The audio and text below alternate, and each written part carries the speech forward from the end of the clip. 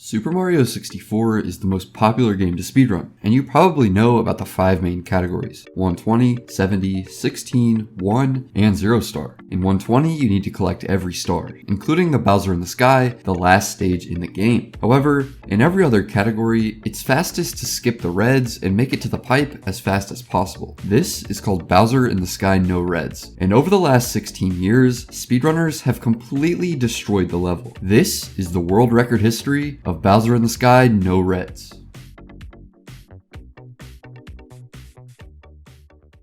During the 2000s, runners posted their individual star times and full game speedruns on Speed Demos Archive and other websites like sm64.com, and there's records without video from 2005 to 2006. However, on October 21st, 2007, Silent Slayers would break the trend, uploading a 105 on YouTube. This run isn't notable, using some interesting movement, but nonetheless, it was the first recorded record. Unfortunately though, it would take 13 more records before we actually got a run with video proof, and it was by a man named Aravon Jr. Aravon ruled single star in the late 2000s, holding 44 records at one point, the same as second and third combined. Included in these world records was, of course, Bowser in the Sky, which he got on November 12, 2008, with a time of 42.8. This run was the second run with video proof, but you can see for yourself. It's done on emulator, and it's a little hard to tell what's going on. So I recreated it, and we're gonna go through it. Aravon begins by doing 2 long jumps, a jump, a double jump dive, a jump dive, and then another jump dive to roll out on this bottom slope. Once he gets on top of the vertical slope, he stops and does a triple jump dive to make it to the rotating platform. After that, he makes his way to the wooden seesaw and does a triple jump to the spinning platforms where he does a side flip and does a dive rollout. He lands to the side of the button, and instead of pressing it, he does a triple jump up the slope and a jump dive to clear the rest. Once he gets to the next vertical slope, he does the same thing as before, but this time he turns around in long jumps, skipping a good portion of the stage. After that, he lines himself up on the right side and does a triple jump wall kick to get to the top. Once he's up there, he makes his way to the last spinning platforms and does a triple jump to make the cycle. When the platform rotates to the correct position, he long jumps into the wind, does a dive rollout to the steps, and a double jump dive to make it to the pipe. As you can see, this run was pretty solid. He didn't mess up and did difficult tricks like the triple jump dive at the beginning and the triple jump wall kick at the end. The record would stand for a respectable year and a half until another single star legend took it for himself. On February 6, 2010, Hanoji claimed a new world record of 42.46. It was only an improvement of 0.4, but he used some new time saves that could save much more if they were optimized. The first of these begins with the movement after the first spinning platforms. Instead of diving when he landed, he did a jump then dive, so his rollout was spaced perfectly for a triple jump up the slope. The other time save came from the end, where Hanoji went to the right of the wind instead of the middle, because the wind ends much earlier, allowing Mario to get in the pipe faster. The run was obviously improvable, with some unoptimal movement all around, but it was enough for a new record. Unfortunately for us, after this record, there's a gap in recorded times, with Shigeru, Nekaran, and Zaya all getting new records, but the proof for these runs have either been made private or taken down. Thankfully though, on the same day Zaya got his record, one runner would revolutionize the stage.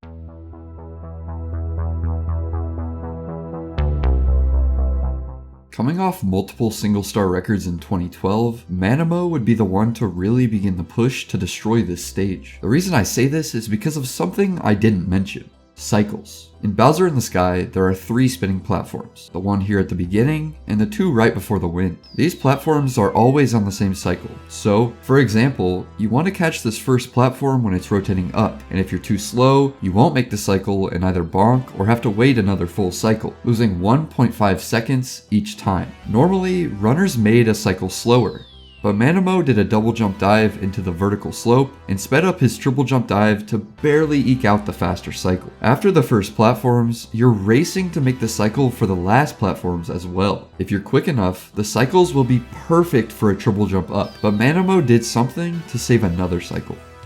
Instead of just a jump to begin this triple jump up the slope, Manamo did something called a speed kick. This conserves speed from the dive rollout and saves a lot of time over the jump. While it's possible to save a cycle without the speed kick, it makes it much easier to make it.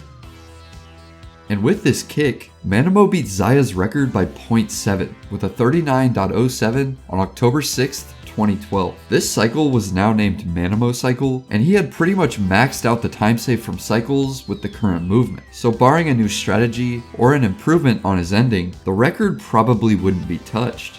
Fortunately, just a year later, a familiar face would try out a previously thought to be task-only strategy that could save an entire cycle at the beginning. This is the era of task long jump.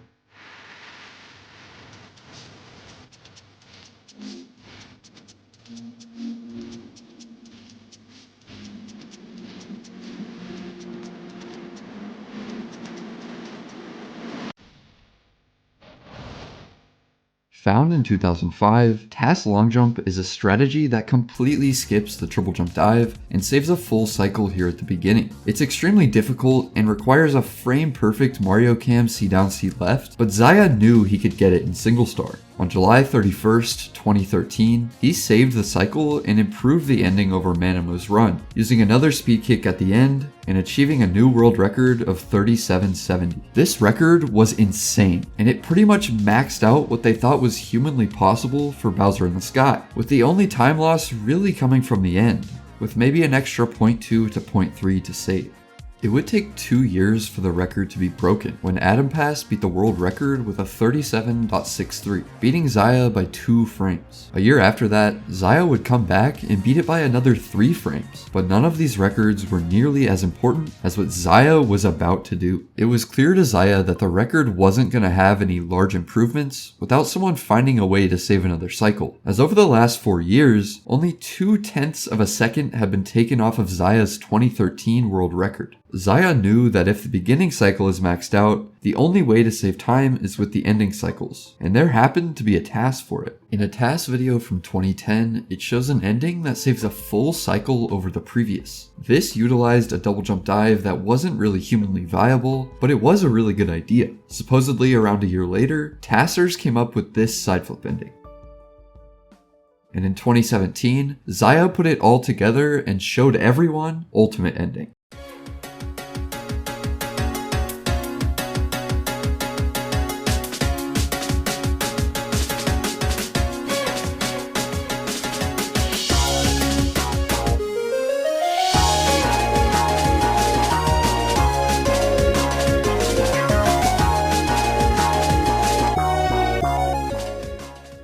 For this ending, you have to do a triple jump, dive cancel double jump, wall kick, land on the platform, and side flip up. The window of time to make the cycles is also now much smaller, meaning you need to get to the cycle at around the same time, and it's easy to be too late or even early. Despite this, of course, Zaya got a new world record of 37.61, saving the last cycle thought to be humanly possible. Thankfully though, the record was nowhere near done, as Zaya lost some time in the wind and didn't get a perfect ending. Even with these flaws, the record would stand till April 8th, 2020, when Slippery Nip used a new strat at the end and finally beat the world record. Found in 2012, this strategy skipped the need for the normal ultimate ending, while still getting the same cycle. You might wonder why runners didn't do this instead, but that's because it's actually harder. So Slippery Nip decided to do what Zaya did, and 4 months later, he did this.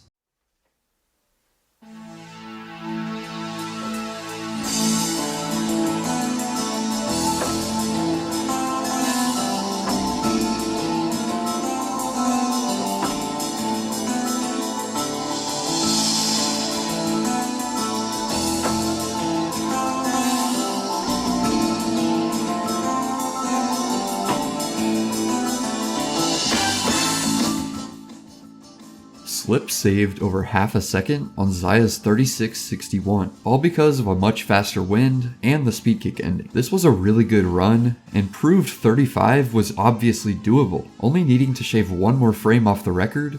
But Slip had other priorities. He had a 15.03 in 16 star, and he was going for a 14, grinding almost every day. He had insane runs all throughout the end of 2020, and on February 23rd, 2021, Slip finally beat his PB.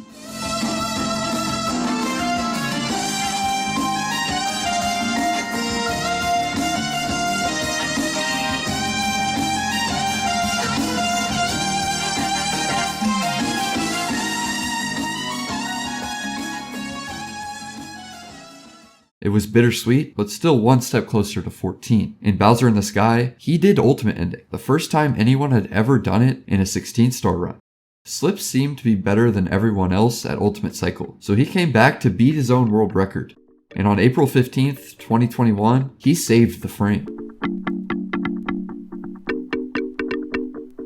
He beat Bowser in the Sky no reds under 36 seconds. Although still improvable, he did it, and it might be the last barrier ever broken on the stage. However, just 3 days later, Kano decided to try for the record himself.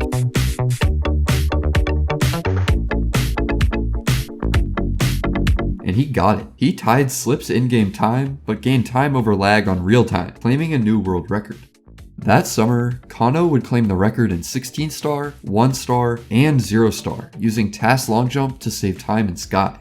In October, however, his reign on Sky would end when ZMAT claimed the world record with a 35.90. He did this by optimizing the end just a bit more, but this record wouldn't stand for long because one man was about to truly start optimizing the level.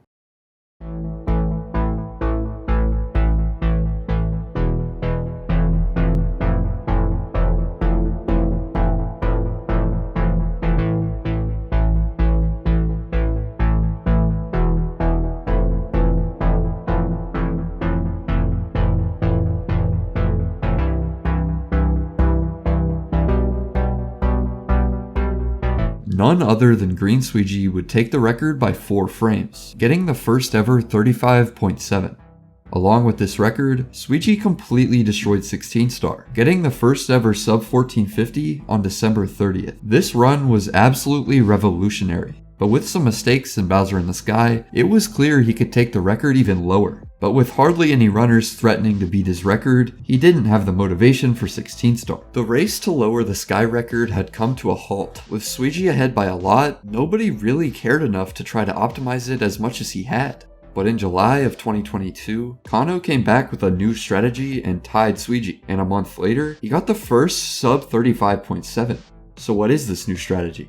On July 12th, Adam Pass uploaded an idea for single star, where instead of waiting for the platform at the end to come around, you side flip and double jump so you can long jump into the wind earlier. The side flips seemed to be just a little too hard, so Gamiru posted an idea with a jump instead, and Kano got to work, ending his grind with a 35.65 on August 19th, 2022. This run by Kano was really good, but as always, the ending could be improved, so that's what a Swedish man named Nils set out to do.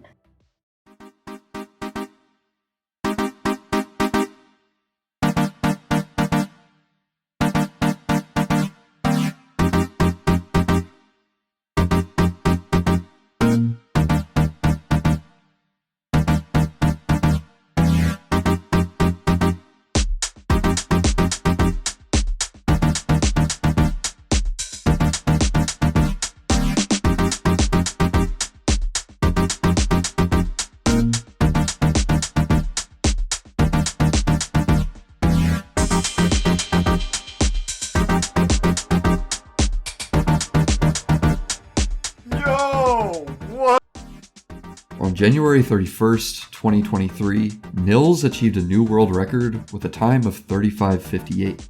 In the midst of grinding 0-star, Nils got the record that still stands today. But that's not where the story ends. On March 22nd, 2023, Sweegie got possibly the greatest Super Mario 64 speedrun ever. No mistakes, hitting TAS long jump plus ultimate cycle, and closing out a 1435. Along with this, Sweegie also used the strats in 1 and 0-star. Although he made mistakes, he saved time and is undoubtedly the short category king. As I said earlier, the record stands at Nils' 35.58, and nobody is really going for the record, so who knows how long it will stand. Thank you for watching, and as always, follow the runners in the pinned comment, like and subscribe to support the channel, and let me know in the comments what you want to see next. Have a good one.